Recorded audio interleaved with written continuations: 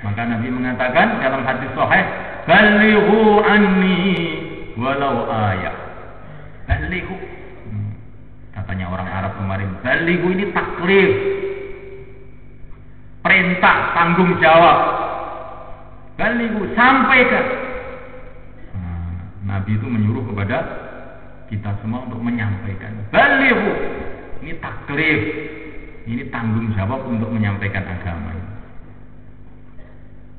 Kemudian ani, sampaikan dari aku, dari Nabi alaihissalam. Dari aku ini namanya tasyrif, kemuliaan. Jadi semua umat ini diangkat oleh Rasulullah SAW sebagai wakilnya Rasulullah SAW. Balighu, ini taklif, tanggung jawab. Ani, dari aku, kamu tuh saya jadikan wakilku. Ini tasyrif, kemuliaan dari Nabi diberikan kepada kita. Walau ayat, walaupun satu ayat. Ini takhfif katanya. Takhfif itu memudahkan. Jadi tidak usah menunggu 7 ayat. 1 ayat pun kamu sudah layak untuk jadi wakilnya Rasulullah SAW. Nah kamu ini hafalnya sudah berapa ayat? Sudah banyak. Jadi senamilaikan Allah SWT. Baginda Nabi SAW memulai perjuangan dengan dakwah. Dan beliau bukan hanya dakwah, tetapi semua orang mengikuti beliau, maka diajak dakwah juga. Beliau gerak dan menggerakkan. Beliau ini dai dan mencetak dai. Tidak membiarkan Abu Bakar, ya Abu Bakar, kamu kan mu'alaf ini, kamu mu'alaf baru masuk Islam, ya sudah kamu pokoknya di rumah saja, saya saja yang berjuang. Tidak. Baginda Nabi mengajak Abu Bakar begitu masuk Islam langsung bergerak mengikuti Nabi.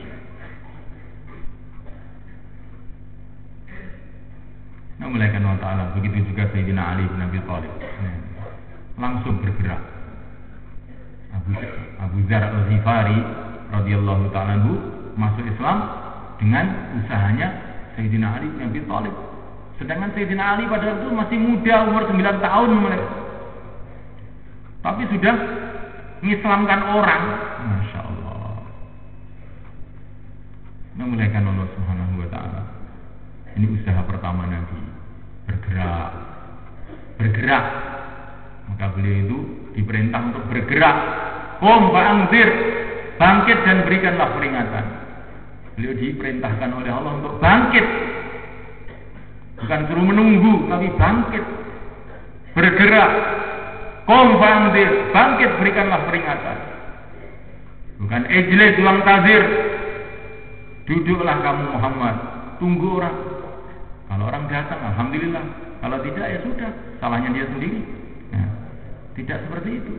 Tapi Nabi diperintahkan untuk bangkit dan memberikan peringatan. Bangkit dan memberikan peringatan. Maka kalau kita ini bangkit, datang ke rumah-rumah ini, jangan kita malu sama mereka. Tapi kita ini gembira, ini meniru amalnya Rasulullah SAW. Datang ke rumah-rumah ini satu kemuliaan, karena kita bisa nepak telas yang mulia baginda Muhammad SAW. Memuliakan Allah Subhanahu wa ta'ala. Maka sudah menjadi sunnatullah. Sudah menjadi sunnatullah, tertib Allah di muka bumi. Kalau dakwah datang, maka hidayah datang. Itu sudah tertib Allah seperti itu.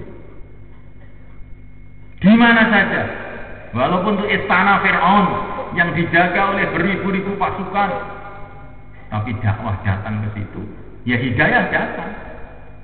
Fir'aun nggak mau, istrinya mau, sebagian keluarganya mau. Wa qala rajulun mu'minun min ali fir'auna yaktumu imanahu ataqtuluna rajulan ay yaqula rabbi Allah. Ini keluarganya Fir'aun, keluarganya Fir'aun. Yang tadinya itu imannya itu lemah, yaktumu imanahu, beliau menyimpan imannya, nggak berani ngomong kalau dia sudah masuk Islam, dia sembunyi.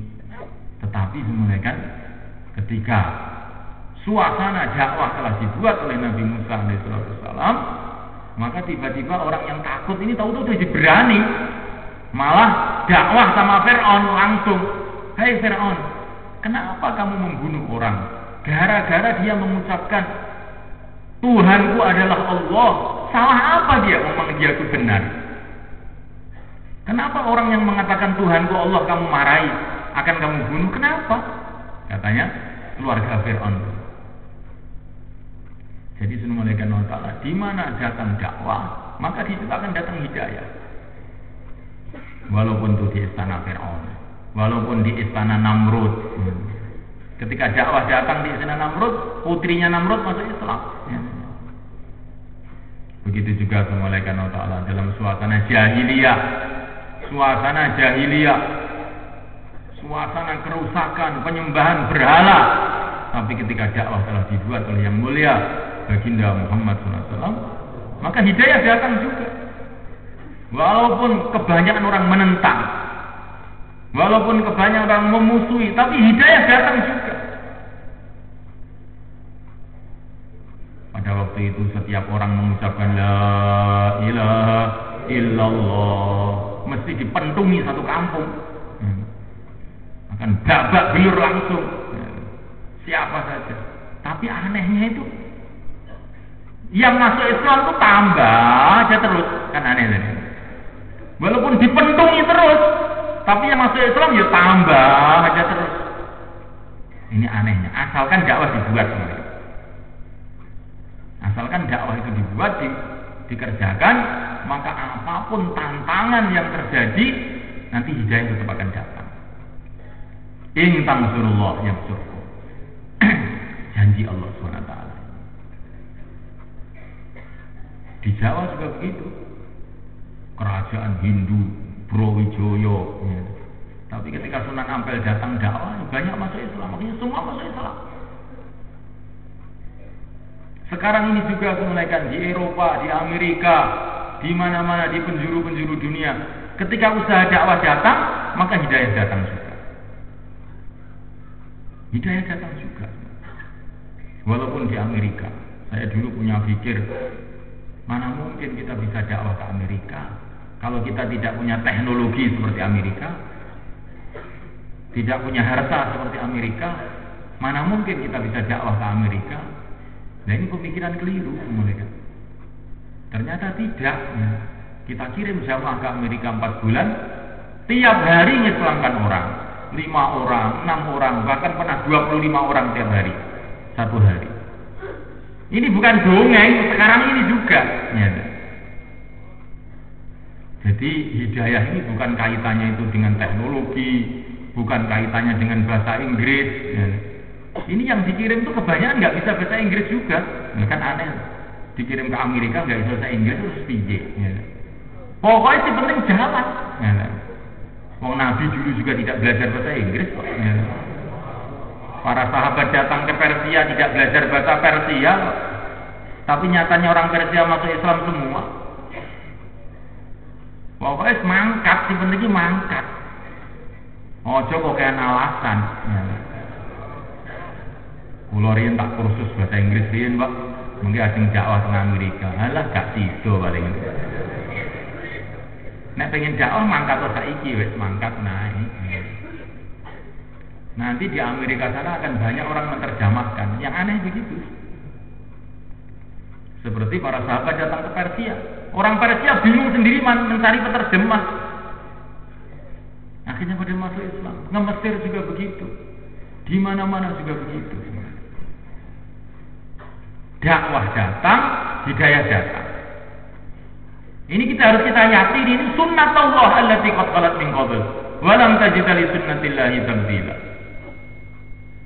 Dan ini ternyata sunnatullah ini bukan hanya zaman dulu sampai sekarang. Kalau kita kerjakan dengan sungguh-sungguh, Allah tampakkan ini di mana-mana di seluruh dunia, di negeri kita juga, di mana-mana tempat. Jamaah-jamaah dikirim ke Kalimantan Barat, masuk hutan-hutan, banyak orang-orang dihutan pada masuk Islam. Di Pontianak, di sekitar itu. Coba kemuliaan Allah SWT. In tansurullah yang surukum, bila kamu tolong agama Allah, Allah akan tolong kamu. Jadi jangan sampai kita pahami bahwa dakwah ini sekedar satu kegiatan. Ya kalau ada waktu, insya Allah. Kalau tidak ada waktu, ya kapan-kapan. Dakwah ini bukan begitu itu sebenarnya. Masa depan umat ini, mulia hinanya umat ini, hancur dayanya umat ini, kaitannya itu dengan dakwah. Coba kita bayangkan, umpama Nabi dulu tidak dakwah, adakah umat Islam? Kalau Sunan Ampel dulu tidak dakwah, adakah masjid-masjid ini sebenarnya? Adakah pesantren-pesantren ini? Ada nggak kira-kira? Nggak ada, 0. Jadi dakwah ini bukan sekedar satu kegiatan nek gelem yo. Mangkat nek mboten purun nggih, mboten napa-napa kaya ditari rabi ngoten niku, Pak. Mboten ngoten niku dakwah niku. Nek umat niki dakwah badhe dugi nusratullah pertolongan Allah, nek mboten niki bahaya banget. Mulai kan Allah Ta'ala lu'inal ladzina kafaru min bani Israil ala lisani Daud wa Isa bin Maryam dzalika bima asaw wa kanu ya'tadun kanu la yatanahuna an munkarin fa'aluhu labi'sa ma kanu yaf'alun. Orang-orang Bani Israel dilaknat oleh Allah gara-gara meninggalkan dakwah. Nggih, kula niki sing penting tak ndonga mawon. Ya sampean mawon sing berangkat ya gak iso kan. Dawuhe Kanjeng Nabi, donga kuwi nek gak kanggo dakwah, kuwi gak iso munggah ning langit. Ya. Jadi doanya umat Islam ini yang merupakan mukhul ibadah. Doa itu inti sarinya ibadah. Itu doa itu tidak akan makbul kalau tidak ada amar ma'ruf nahi anil munkar. Maka semulaikan kita lihat, semulaikan ketika dakwah lemah, maka ibadah itu jadi lemah. Doa-doa jadi tidak mempan. Kita heran dulu kok wali-wali dulu doanya kok makbul. Doanya kok hebat-hebat. Sekarang ini umat Islam kok doanya ini kok tidak ada kekuatan. Istighosah terus tapi musibah tambah banyak. Ini kenapa ini? Kuncinya semulaikan karena tidak adanya amar ma'ruf nahi anil munkar. Karena usaha dakwah lemah. Nanti kalau usaha dakwah itu kuat semulaikan Allah Ta'ala, maka doa-doa umat Islam akan jadi ada kekuatan lagi. Sehingga doanya itu akan menyelesaikan masalah-masalah pribadi mereka dan masalah istimai mereka. Seperti doa-doanya para sahabat dulu. Karena sahabat itu semua dakwah, kuntum khairu ummah ukhrijat linnas ta'muruna bil ma'ruf wa tanhauna 'anil munkar. Ini sahabat semuanya dakwah, laki-laki, wanita, anak-anak, ya. Semua dakwah, sampai nyanyiannya saja wajaba syukru 'alaina ma da'a lillahi da'. Wajib kita syukur selagi masih ada orang dakwah, katanya. Jadi sahabat itu laki-laki, wanita, dakwah kabeh. Sing tuwek kaya Abu Ayyub Al-Ansari umur 90 tahun ya dakwah. Sing cilik umur 9 tahun Sayyidina Ali, Sayyidina Zubair malah umurnya akeh 8 tahun yang dakwah. Di sahabat itu cilik-cilik anu dakwah. Sing wis tuwek ya dakwah. Sing wong wedok ya dakwah. Kaya Ummu Sulaim radhiyallahu taala anha. Ummu Sulaim wong wayu mboten karuan kok. Dilamar karo wong, "Mun kowe masuk Islam ya gelem aku." Aku ora njaluk mas kawin, pokoke kowe masuk Islam.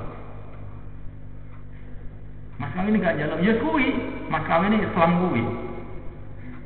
Padahal zaman riyen niku jenenge mas kawin wong wedok lho, larang-larang kok riyen. Tapi Ummu Sulaim pokoke kowe gelem masuk Islam.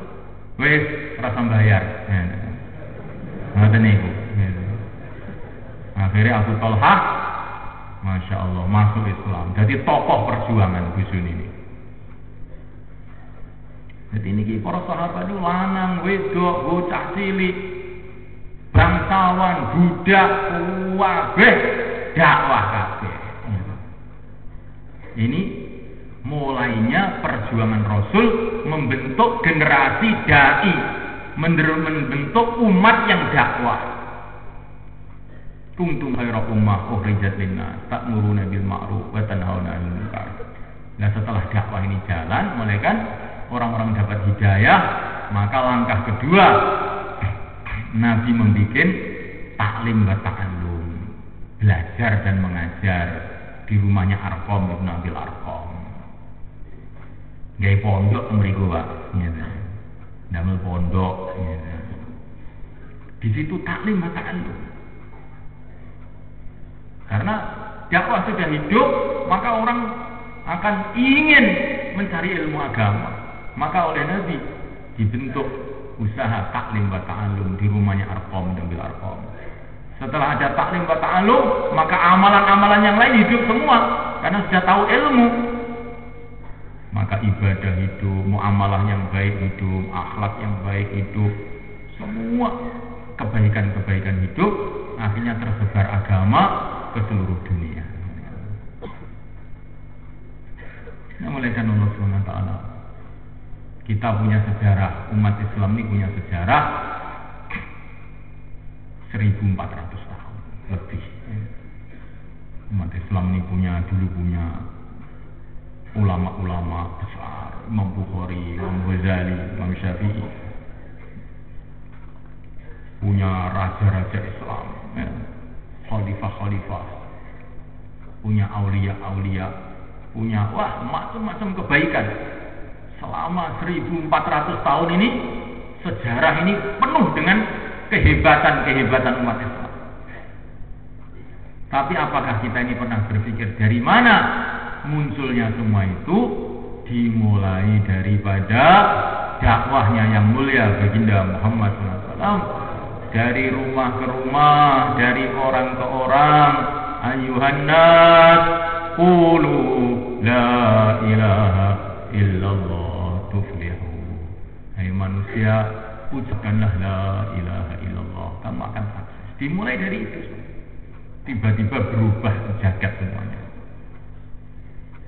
Kadang-kadang kita ini berpikir, sekarang ini kok tidak ada ya orang yang seperti Syekh Abdul Qadir Jailani, itu enggak ada. Ini Pak Jailani, ya.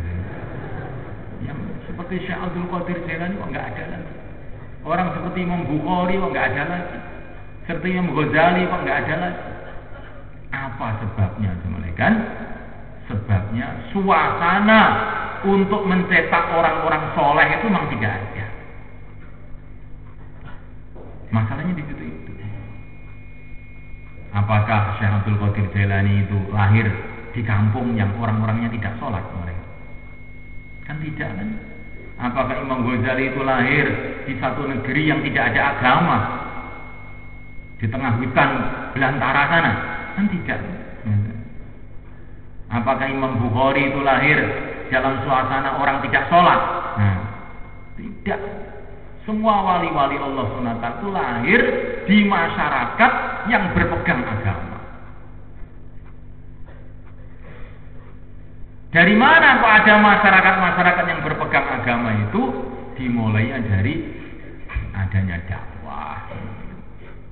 Ketika ada dakwah yang kuat, orang itu tahu bahwa agama ini penyelesai masalah, bahwa agama ini akan mendatangkan rahmat, barokah, mendatangkan pertolongan Allah Subhanahu wa ta'ala. Maka timbullah masyarakat yang cinta agama. Akhirnya banyak orang-orang doa, ingin punya anak soleh, ingin punya anak alim, gitu. Kalau dalam masyarakat ini tidak ada agama, umpama doa pun ya ingin anak yang jadi bupati, jadi camat, ya. Doanya begitu, nggak ada. Doa ingin jadi anaknya jadi wali itu nggak ada. Tapi dalam masyarakat yang cinta agama itu timbul doa-doa yang seperti itu. Akhirnya muncul wali-wali Allah, muncul ulama-ulama besar.